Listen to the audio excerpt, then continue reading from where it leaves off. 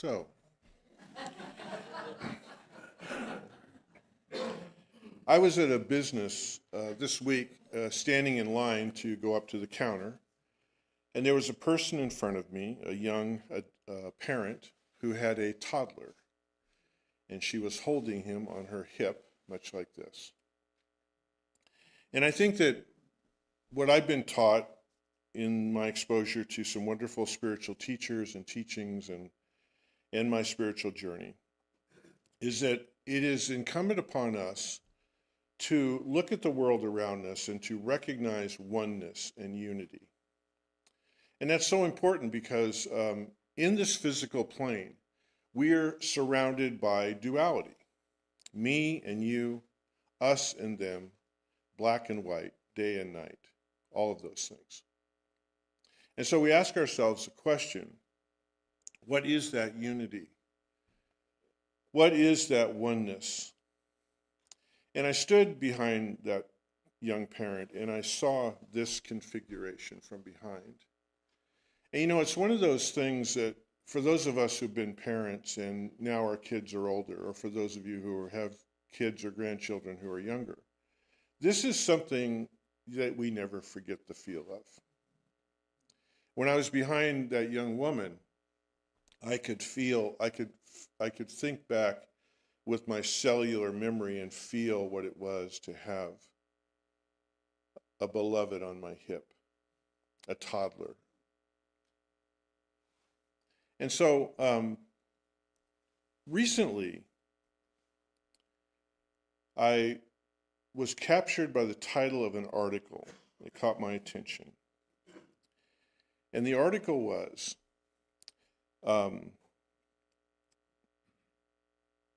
footprint, 10 to 11,000 year old footprints of a squirmy toddler. And I thought, wow, I've got to read this article. Okay. And the article was around an interview with a woman, a paleontologist named Sally Reynolds. And Sally Reynolds is working on something, working on this dig and working on this excavation and working on looking at some fossilized footprints in a place called White Sands, New Mexico. White Sands is a national park there. And White Sands, New Mexico is in what's called a desert basin, which we've all heard the term. And so I looked up the term, and I think for more or less I have it kind of right. So 10 to 11,000 years ago on this planet the ice age was winding down. And so in a desert basin is a place that was once a wetlands, but now is a desert space. And so in between 10,000 years ago and now, it has turned from something that was very wet and very damp all the time to something that is very dry. And so what the anthropologists and geologists and paleontologists tell us is that there's something about that change over time that if the conditions are right can preserve fossilized footprints for tens of thousands of years. And so I read this article, and basically what it was one of the workers at the national park, and as we know, most national parks are so big that most of us as patrons of them and citizens and tourists and vacationers, we only see a fraction of the park. There's all kinds of wilderness. And so the people who work in the parks have to keep track of all that wilderness and make sure it's okay. And so White Sands in this area that they're talking about was an extremely remote place. And these footprints have they've been there literally forever, and nobody has really noticed them before. And so this gentleman who worked there discovered them, and right away he reached out to a university to see if they could send someone in to identify what he had seen. And so what they identified was a set of women's footprints.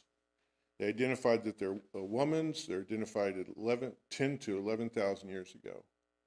And that she was walking in an asymmetric way, which means she was either hurting, she was sick, she was worried, or she was carrying a kid on her hip, one of the two.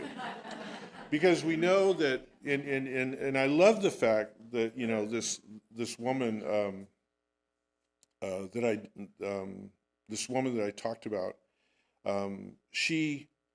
Sally Reynolds.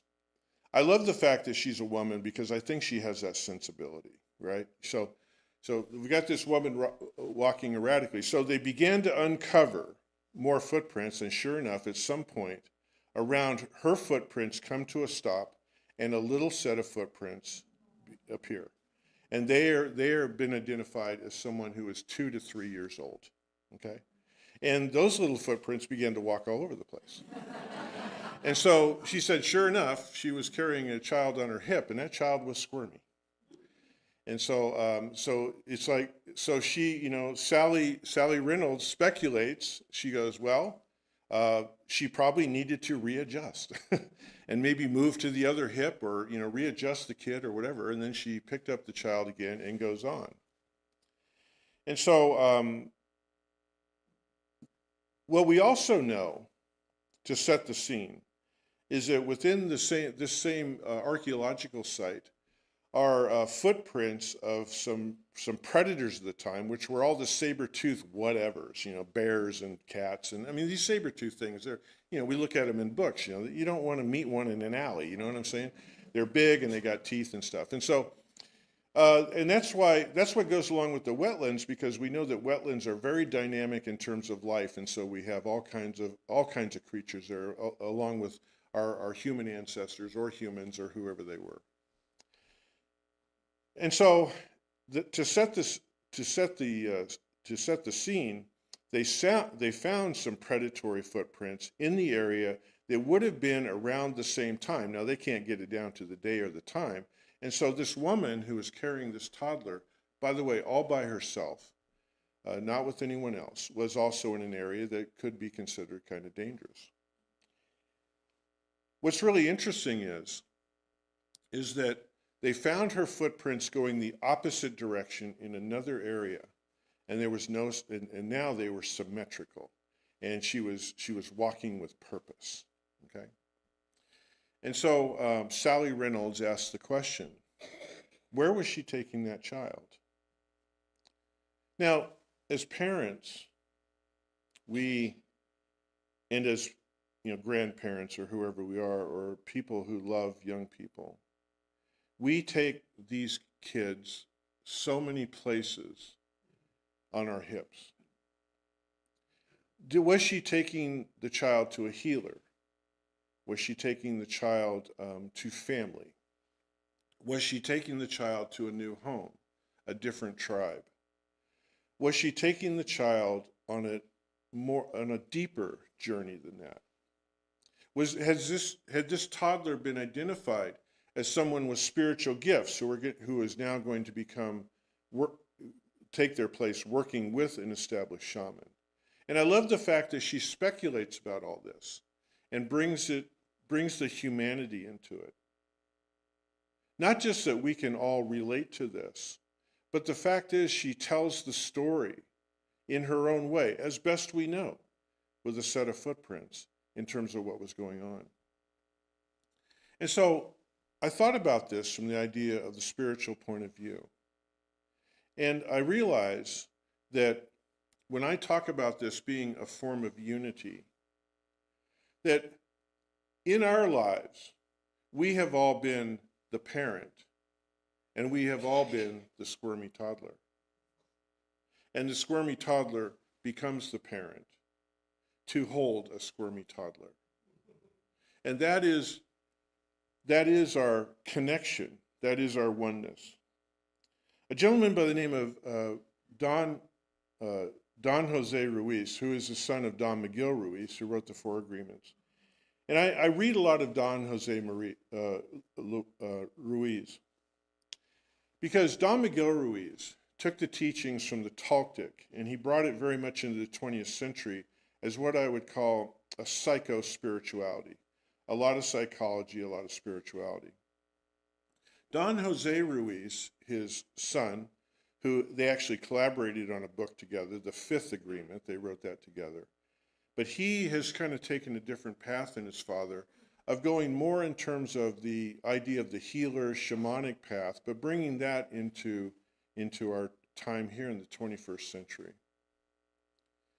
And Don Jose Ruiz wrote this about, I'm reading a book right now called The Medicine Bag, and he was talking about our relationship with spirit, our relationship with ancestors, our relationships with our past, and the journeys, all the journeys that came down that resulted in us coming into the planet at that particular time.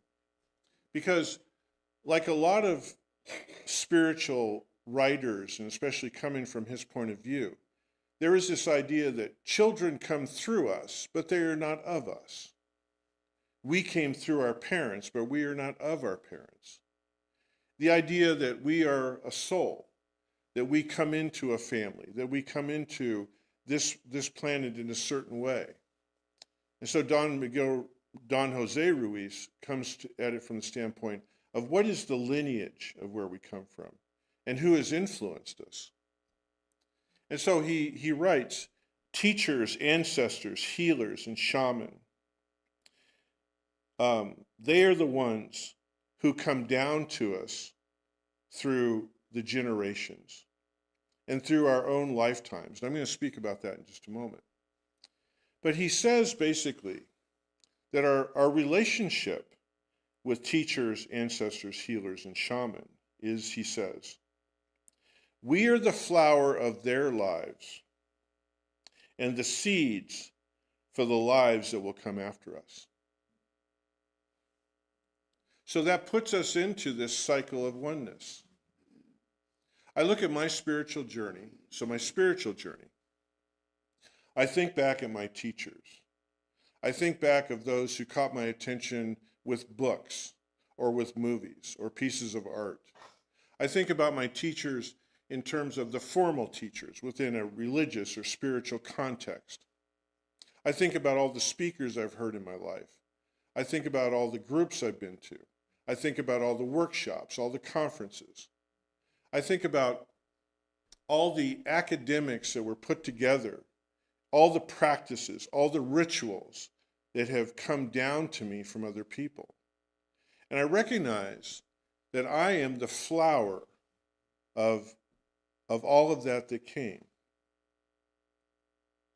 But I am also, for this one, the seeds, so that this one can now flower. Now, when it came to, he doesn't really want to be called a stuffed animal, but that's, so when we come to this stuffed animal, there's no accident that he is a bear, because for today, he's not a stuffed animal. He is my flower. Bear, bear, bear, bear. Do you get it? Okay. Some people have referred to me as a bear. So I thought it was a good idea to have a bear. And so what this is all about is we talk a lot about connection. We talk about unity. And we talk about what unity really is. And so basically, if we think of ourselves as a self-contained unit, so to speak, that we are the caregiver hip, and we are also the squirmy child throughout our life path. Once upon a time, there was a woman who had a child on her hip and walked asymmetrically because she needed to take that child on some form of path. We don't know what that path was, but she was part of that. During the time that they crossed through those wetlands at that time, they were unified. We don't know what that relationship was, but they were unified. Imagine those in your life who have passed down to you in a caregiving sort of way. And I don't know if you've ever thought about this in terms of your spiritual life, where when you went to classes, when you came to services, when you went to wherever you did, all the books you've read, all the stuff, have you ever thought about the fact that you were on a caregiver's hip at that time? That they were showing you the way. Why sometimes did we become the squirmy toddler? That's right. We became restless. And our restlessness is what moves us from, sometimes teaching to teaching to teaching to teaching.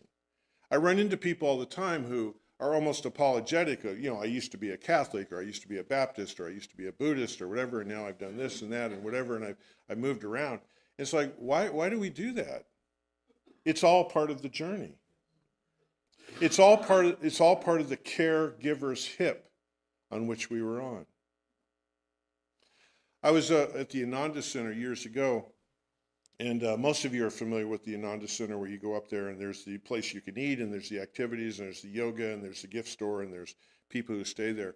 Then there's another Ananda Center up the road further where they have silent retreats. And I was interested in getting myself into a silent retreat because, sometimes I talk too much. I know that's hard to understand, but sometimes I do. Sometimes I just need to shut up, right? And so I was up there. By the way, I didn't stay. I just went for the brochure, So anyway, I was talking to the woman who was running the place, and she was showing me around and talking. And she said, "So what's your spiritual path?" And I said, "Well, I'm with Centers for Spiritual Living." And she goes, "Oh, religious science." I go, "Oh yeah, you know us, And so we're talking. And she had at one time been involved in religious science. She had migrated to California from Texas, and in Texas, she went to a center there for a really long time, and she loved the minister there. She loved the teaching. And now she was officially involved in Ananda with whatever credentialing they do in their tradition. And so we were talking, and she kind of was, I think she was so excited, to talk to me about religious science. It all kind of came out, and then it was like, yeah, so now you're with Ananda, so there was a pregnant pause, right? Yeah. Oh, you're with Ananda. So like, well, and she goes, she almost apologetically, she said, I just, I got turned on to Ananda, and it just kind of, it filled something in me that wasn't quite filled with the other tradition, and I love Ernest Holmes, and I love the writings and everything, and it's like, no, this is your journey. This is your journey. Ernest Holmes said one time, in terms of this whole thing he invented, basically, called religious science, well, he also called our teaching science of mind. He said, there may come a day where it's not called science of mind, but it's going to be part of something bigger. It will move from the flower to the seed. It will move from those being cared for to becoming the caregiver. But it's all one. Imagine the spiritual landscape of 10 to 11,000 years ago that woman and that child were in. It's a landscape, a spiritual landscape, that we probably wouldn't recognize today. But is it part of us today? Yes, it is. It all comes down.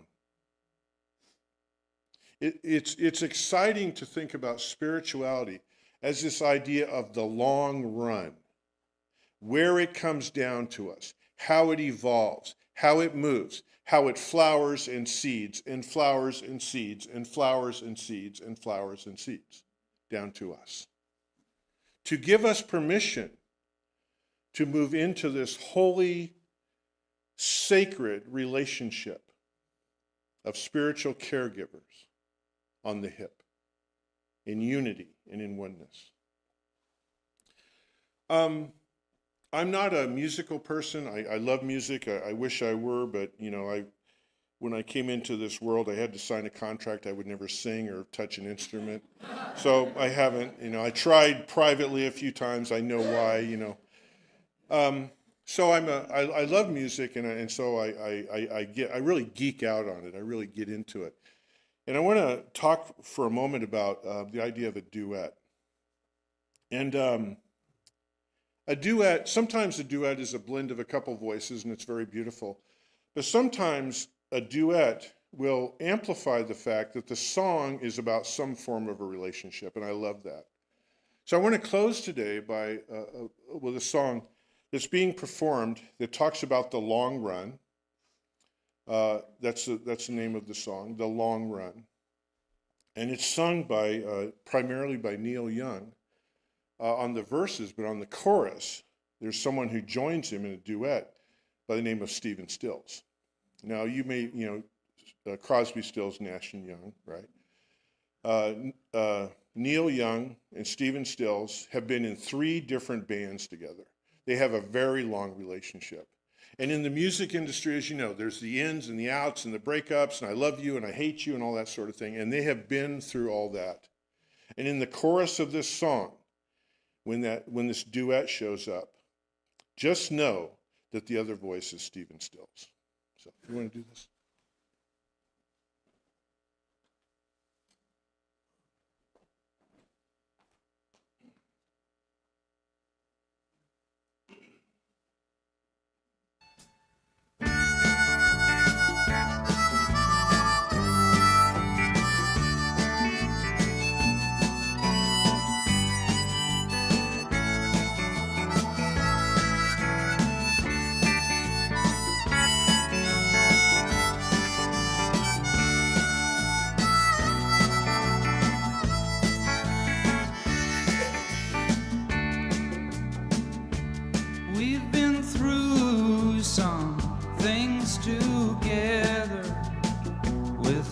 Of memories still to come. We found things to do in stormy weather. Long may you run. Long may you run. Long may you run. Although these changes have chrome heart shining in the sun. Long may you run.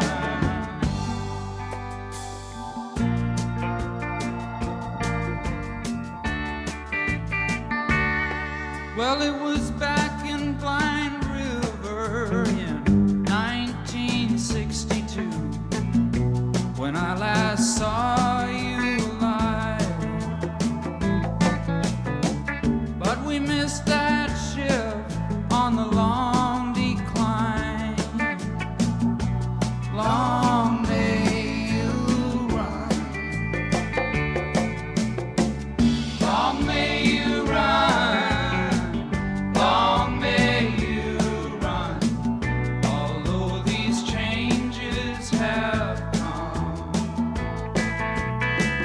With your chrome heart shining in the sun, long may you run.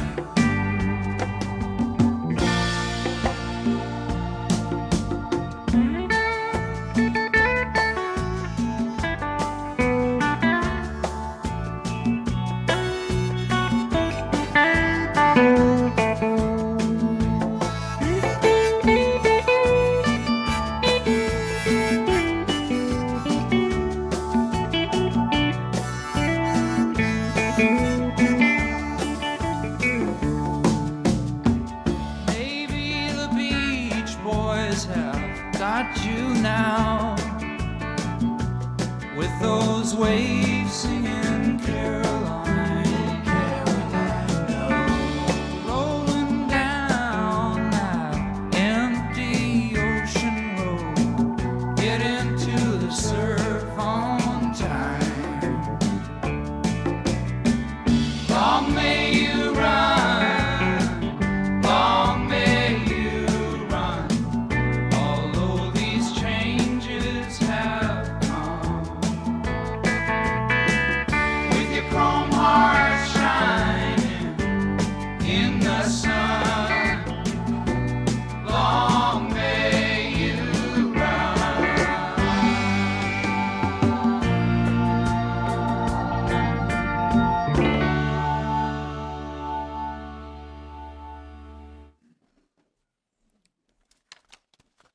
That makes me very emotional.